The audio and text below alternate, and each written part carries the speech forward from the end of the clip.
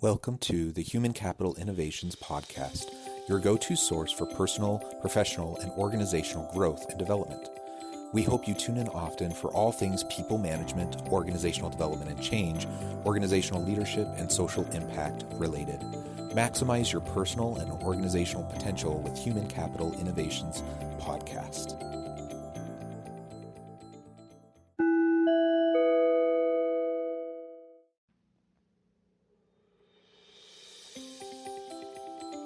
Welcome to the Human Capital Innovations Podcast. In this HCI podcast episode, I talk with Rini Cavallari about dumping our head trash and reconnecting to our emotional brain for more clarity and confidence to lead our team.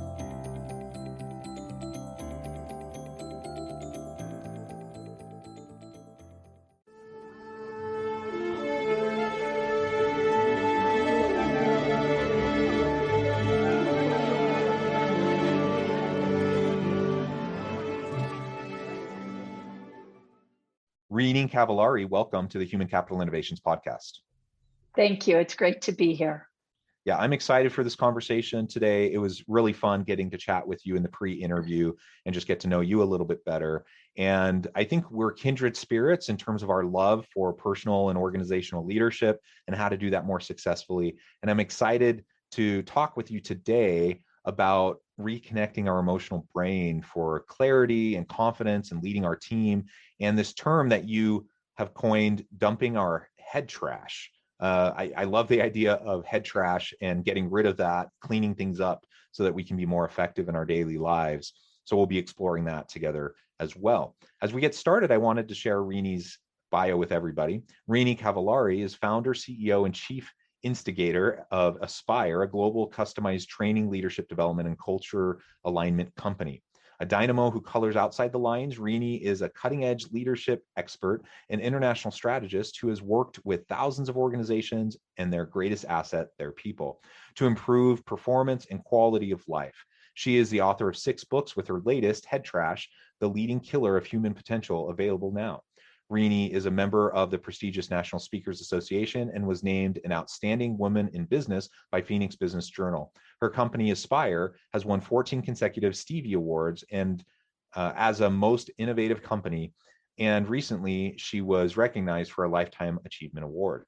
Again, thank you for joining me. It's a real pleasure to have you. So much professional success and experience that really will be super helpful as we talk about this topic today. So anything else you would like to share by way of background or personal context before we dive on into the conversation?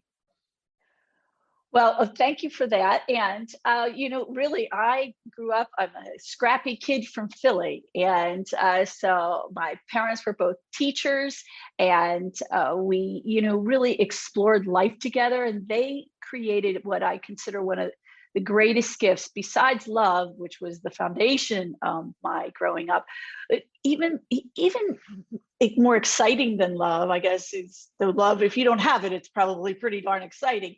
But it was curiosity for exploration, travel, and then, also the curiosity about oneself. So that was kind of an awesome way to grow up with 2 teachers who really valued that. Yeah, that really is awesome. I'm a big advocate for lifelong learning and just being inquisitive and asking the hard questions, being willing to challenge our own paradigm, challenge our own way of thinking, challenge our assumptions and our internal biases and even prejudices. I think that's really important. That's what life and growth is all about. I think that's what leadership's all about, doing that for ourselves and helping others to do that as well. So that's wonderful. That's amazing that you had that experience growing up, and that then fed into your career trajectory and the really successful career in life that you've had.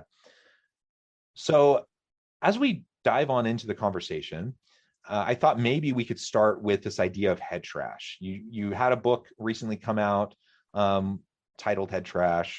It's a really interesting kind of framing. Can you describe for us what is head trash and how does head trash affect us all in our day-to-day life? Well, head trash is, we all have it. We all kind of know about it. It's those little nasty voices that undermine you in your life. So they perk up and they make you question things, or in not so positive a way. So it's not the curiosity, it's actually more driven by fear. And the head trash lives in our emotional brain, where when we have head trash, the noise gets loud. And so that really creates emotional stress. So when we have emotional stress, it's usually anxiety, fear, worry, and we can even have physical elements that impact us through head trash. And so the goal of life is really to live on that connected side of our emotional brain where we can really find joy. And also, that's where solutions exist. Like, the problem is in the disconnected side with where the head trash lives, because our tape is going, and that tape really can overwhelm us. Sometimes we can't sleep at night because the tape is going. So learning how to really dump your head trash improves the quality of your life. Yeah, I really like that. And I think we all know of this idea, this concept, which, is we have all this self-talk, the limiting thoughts and the narratives that run in our brain. Now, sometimes if we learn how to utilize it, maximize it, we can turn it in a positive direction, and it can be very helpful. But most people deal with the head trash, they deal with the limiting thoughts, they deal with those ideas that limit and inhibit them, as opposed to empowering and elevating them. And so whether it's the stress and anxieties and the not being able to sleep because your brain is running 1,000 miles a minute, or it's just the negative self-talk and you kind of undermining your own confidence, your own abilities. There's just so many negative consequences of allowing this to take over in our life. And so I think it's definitely something we all need to work on. I don't know that anyone has arrived when it comes to figuring out how to deal with the head trash. Yeah, so actually, I think that the minute you think you've got it under control, life comes at you and reminds you of the humility that is better served, right? So I think what becomes important is that, just like anything we want to, improve, tends to be a process around it. And really, how to dump your head trash, first you have to own it. Then you have to shift it. You have to shift your perspective. And what you shared earlier, what you're speaking of are the imprints of life. And we all have imprints. We all have perspectives, influences, and perceptions. And this all runs our world. And the cool thing about our being individuals is that no one controls our mind except for us. We really do have control. Now, are there influences? Of course. They're just the habits that we have. Now, and then there are the beliefs that we have. And so we can change things so that they can serve us. So we can have I grew up, I had early on in my life, I lost my younger brother. I was only 4. And it was, of course, a tragedy, and it was devastating to my parents and myself. The 3 of us, we really had to find our way. Now, there are certain imprints that go into that disconnected side of your emotional brain that can be negative. I became fiercely independent. In other words, don't count on anybody because they can die in a nanosecond. Because in a 4-year-old, that's kind of the conclusion. And at the same time, I also came to have a sense of real, true passion for life. Like, live it, because you don't know how long you have. Tell people you love them, because you don't know if you'll be able to the next time you see them. So there are all these imprints that are positive and negative. And what we have to really understand about life is that when we become self-aware, we can self-reflect, and therefore then I can learn to manage the imprint that of fiercely independent. And I emphasize fiercely because it sounds so good, but it's fiercely independent isn't just being an independent person, which is what we all strive to be.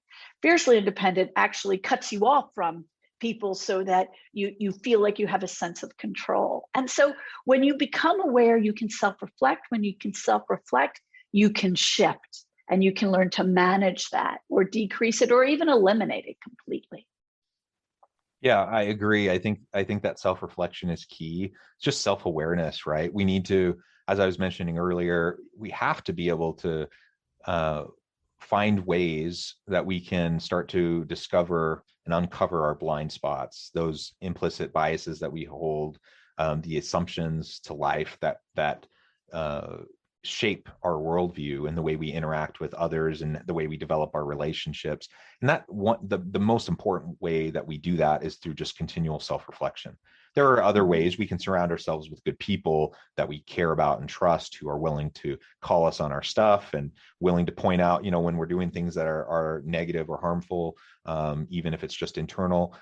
But that self-reflective piece, I think that's the foundation, that's the fundamental element that has to be there if we want to be able to systematically root out those negative thoughts and how they influence our behaviors. And it's usually not in a healthy way. It usually really diminishes our capacities, diminishes our confidence, our self-efficacy, and ultimately we become kind of enslaved to that head trash. And that's not the life that any of us want to live. And I think of myself in my leadership roles, or anyone listening who's a leader in an organization. Not only do you want to tap into your own self-confidence and your capabilities, but you want your people to be able to do the same thing. You want them to be robust, confident people maximizing their potential. And I think we all tend to fall victim to this negative self-talk, the negative headspace that we get trapped into. And so we need to do it for ourselves, but we need to help our people do it as well.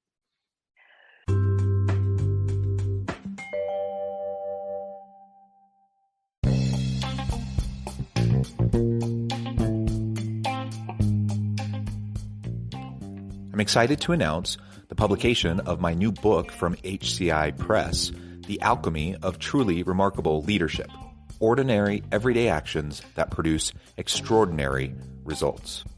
Consider how the nature of work has shifted over the past 50 years. With increased globalization, rapid technological advancement, and the shift in economic composition, the average job of today looks very different than the average job of 50 years ago. What will the jobs and organizations of tomorrow look like? Moreover, what does this all mean for organizational leaders? What are the core competencies and capabilities of organizations and their leadership that are prepared for continued disruption and geopolitical and socioeconomic shifts? Regardless of what the future holds, increasingly, leaders need to be socially minded, data-driven, decisive, champions of talent, and disruptors of the traditional notions of leadership, teams, organizations, and work. The Alchemy of Truly Remarkable Leadership will help you to explore your own leadership competencies and capabilities and consider ways to apply and implement them into your workplace and personal life.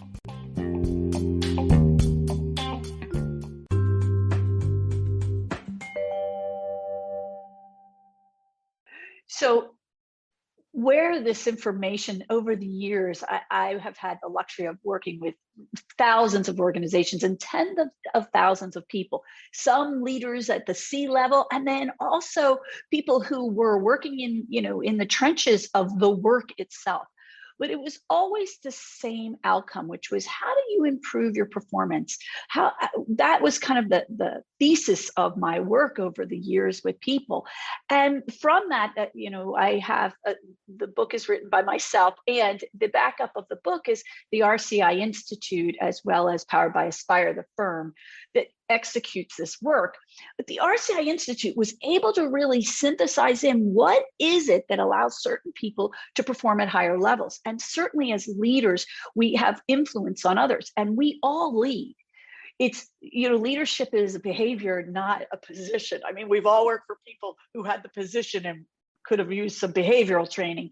So when we think about leadership, we were able to really dive in and see this impact of when we believe in something, our trajectory just looks different. So when we are in that negative side of our emotional brain, that disconnected side, that emotional stress goes up. Well, here's the real impact for leaders that are listening, is that when we have high levels of emotional stress, our productive action goes down. because we get stuck in there. And we all felt that, like, I can't stop the tape. I can't stop the tape.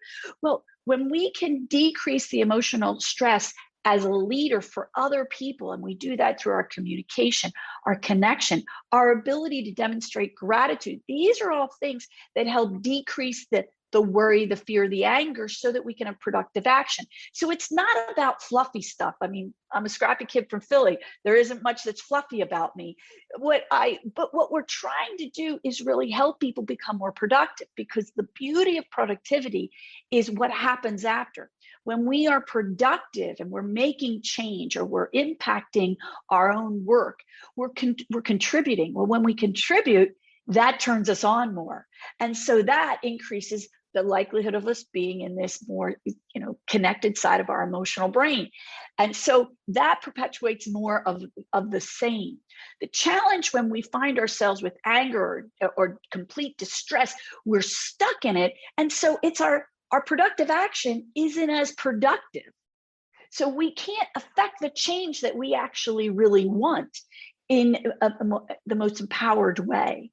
And that's why understanding, like, what is happening here, and then taking it back, because when we take it back, our personal power is pushing us forward, and we're not feeling so afraid of things. It's good to be vulnerable in how we look at life and feel and communicate, but it's not okay to be stuck in our own vulnerability, because that's really a fear of not moving out of it, not moving forward in our life. And so when we took a look at all of these thousands of people over the years, and this work, Aspire started 26 years ago, and by the way, COVID was our 25th year anniversary. What a wonderful anniversary. Yeah. Well, here's the amazing thing. It allowed us, here we are in this pandemic, and we watch this epidemic of head trash. I mean, we've always had head trash, but it went nuts. And we were able to study the leaders who actually could have success, and individuals who had success in their work, regardless of what their work was. They had it when their mindset was in the right place. But when they were stuck in, I was laid off, I was furloughed, why did this happen? And that really goes to the shift, Jonathan. The shift is about the questions we ask ourselves. So if I ask myself the question, why is this happening to me? It keeps me stuck in the disconnected side. But if I ask myself, what's the one thing I can do to start to move towards what I want? Or I wonder what I'm going to do today that's really going to help me learn something new. Or when we ask questions that, again, really point us in the direction of where we want to go. But first we have to have clarity of where we want to go.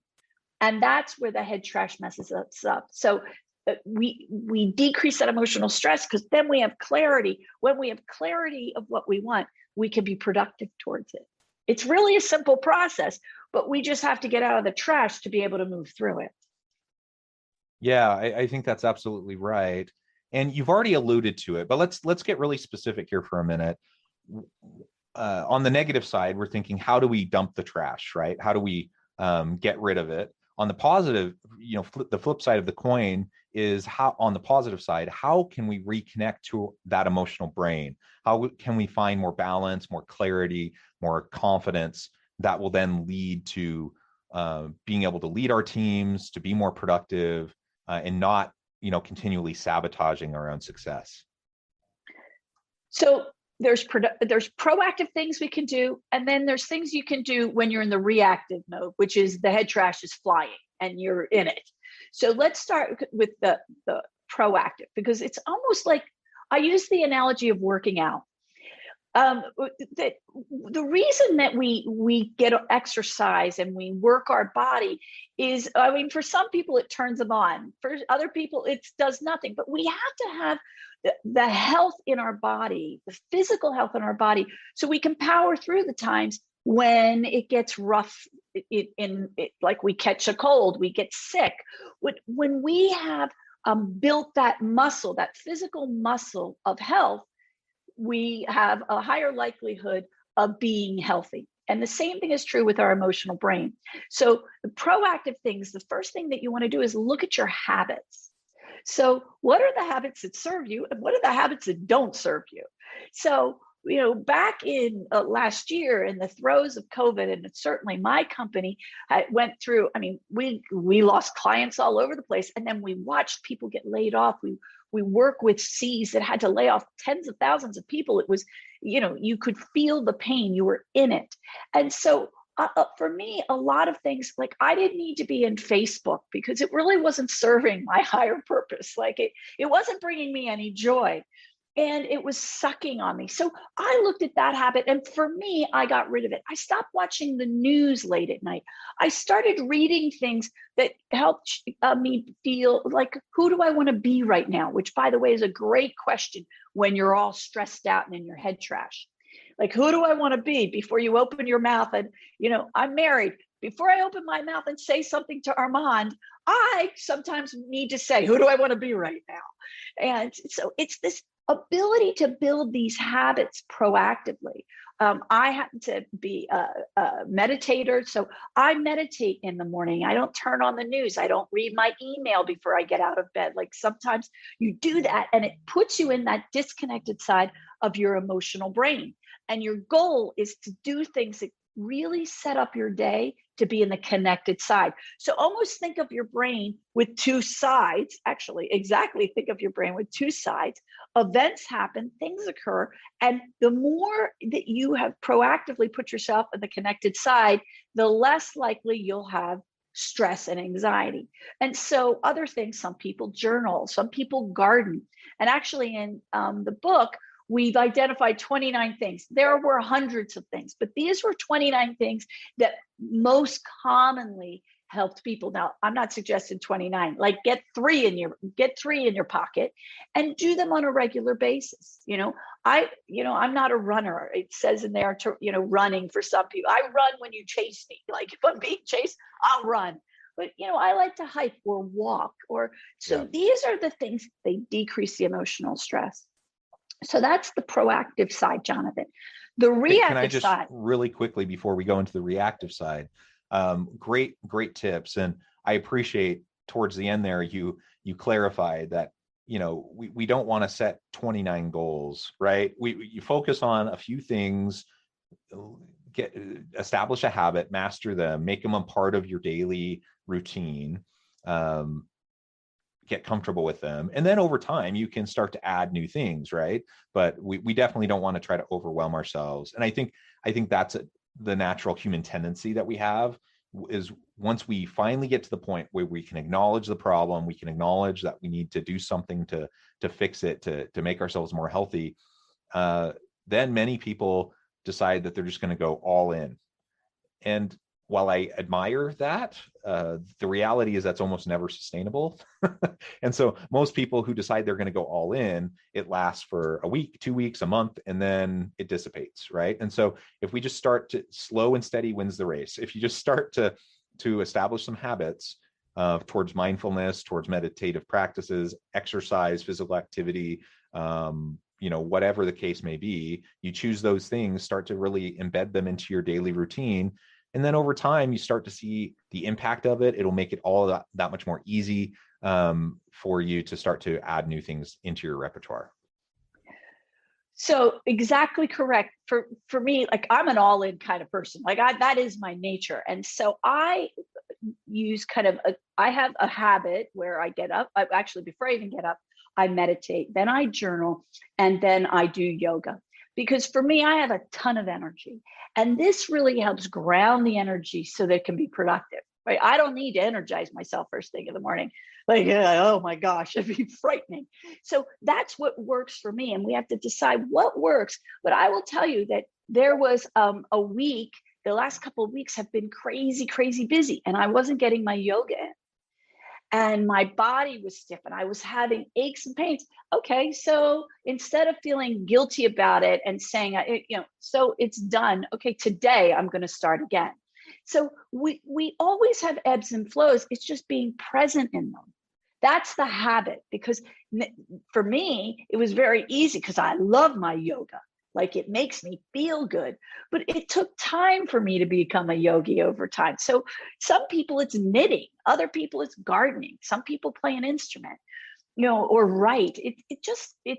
That's why I said there's hundreds of things, but you have to find the things that really turn you on and put you in that healthy mindset.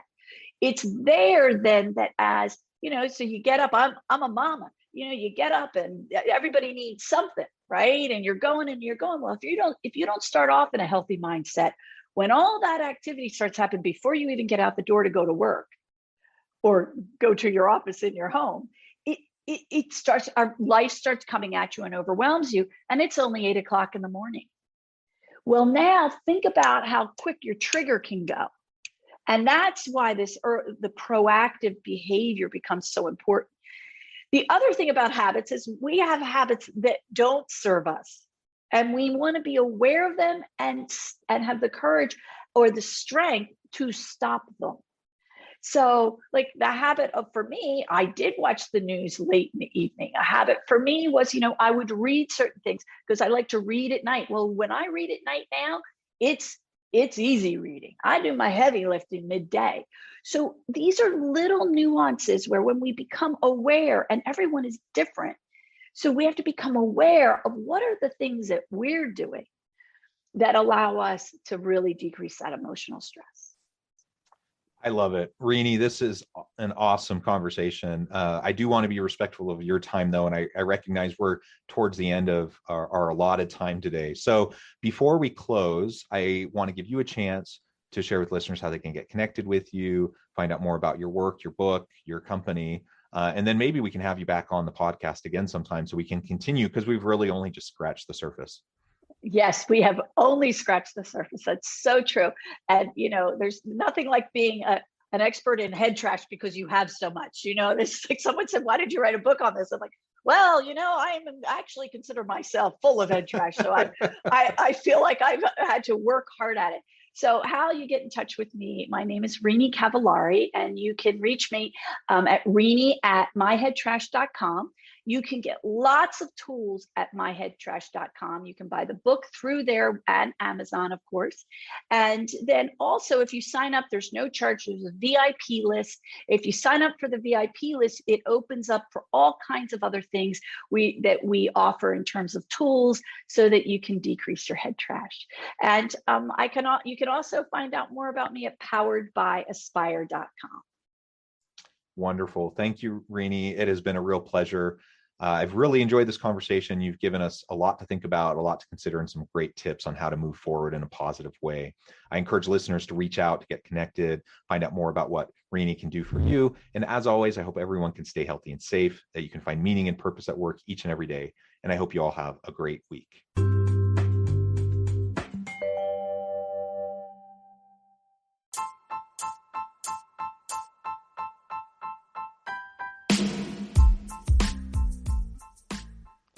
We are excited about the launch of HCI's new magazine, Human Capital Leadership. Human Capital Leadership is a free, interactive e-magazine designed to help individuals, leaders, and organizations find innovative approaches to maximize their human capital potential. We will be publishing issues quarterly in August, November, February, and May. Check out the first issue and let us know what you think.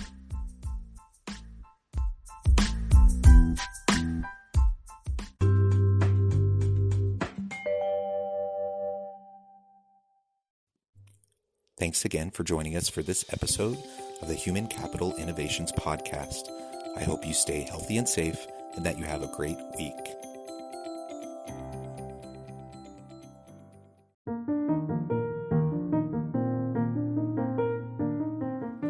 Check out our new weekly LinkedIn newsletter, Alchemizing Human Capital, exploring industry trends via original research and interviews with executives and thought leaders from across the globe.